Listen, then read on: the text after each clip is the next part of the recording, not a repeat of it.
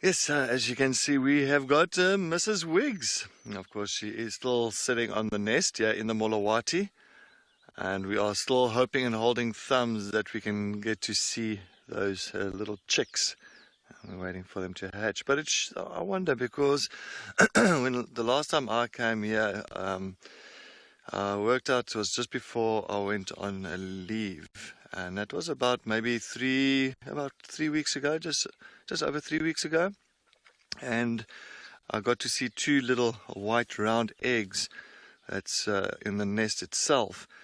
And it takes about 32 to 34, 35 days before those chicks do hatch.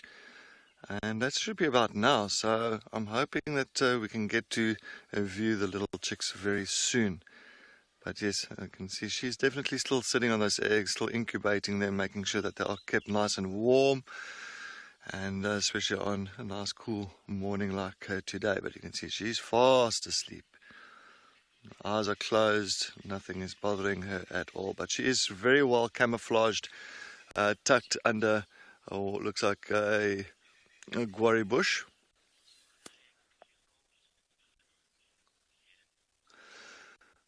Helen, yes, definitely. I mean, if she's not there, then those eggs would definitely get cold and it would become a bit of a problem. Then incubation is not going to happen. But during the daytime, and even like, as I say, on a cold morning like this, she'll definitely sit on those eggs and making sure that they are kept nice and warm. And as well at night time, so if it is a cool and a cold evening, you'll find that she'll also sit on that eggs and wait for the male to bring food back and forth for her.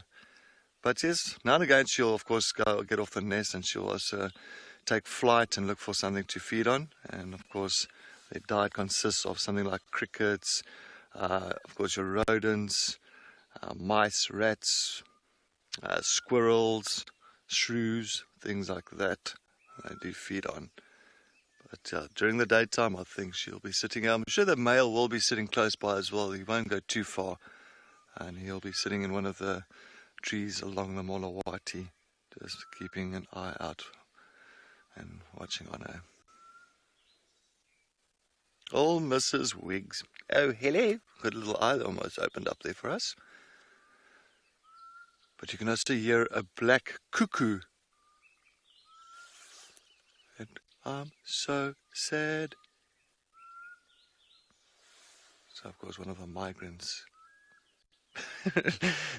This black cuckoo, Craig and myself having a little bit of a chuckle here now, because this black cuckoo, now and again, the last note is a very high-pitched one. It's not supposed to be high-pitched. It's like, I'm so sad. So, yeah, very interesting hearing that cuckoo going off a note.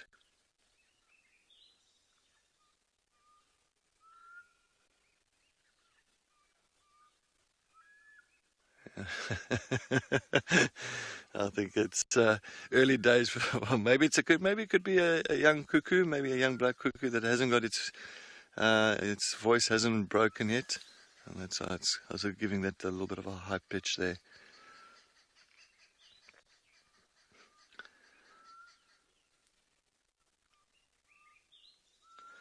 So, of course, if these two little chicks do hatch, there is no aggressiveness to one another. They're not that typical Cain and Abel situation. They will tolerate one another. Like a lot of your predator or a lot of your raptor birds, always it's that Cain and Abel situation where one will throw the other chick out the nest, or push the other one, or kill the other one.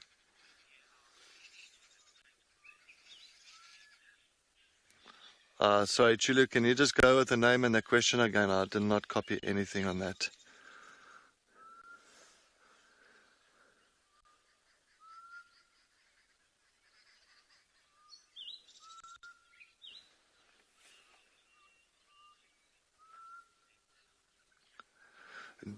Cape Das, something Das. Yes, yeah, definitely. We hear the owls at night time. We hear the barn owls, the Verreaux's eagle owl, the spotted eagle owl. Of course, all the little owlets. So yes, at night time they're very active when it comes to vocalization. Not during the daytime mostly, but like, yes, your owlets, your little one, like your pill-spotted owlets and your barred owlets, you'll hear them during the daytime, but your spotted eagle owls and the Varroes and barn owls, marsh owls, grass owls, you'll hear them at nighttime. And the one that's the airiest is going to be the barn owl. That barn owl makes like a screeching noise, so it's very airy. If I had to make a horror movie with with a noise at nighttime, it will definitely be a barn owl.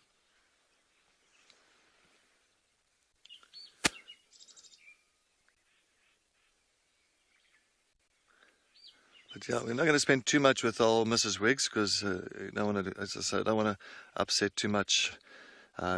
This area. Give her space and make sure that she feels safe as well. At least we can see those chicks sooner or later. I'm sure very soon. Very, very soon. She blends in so well.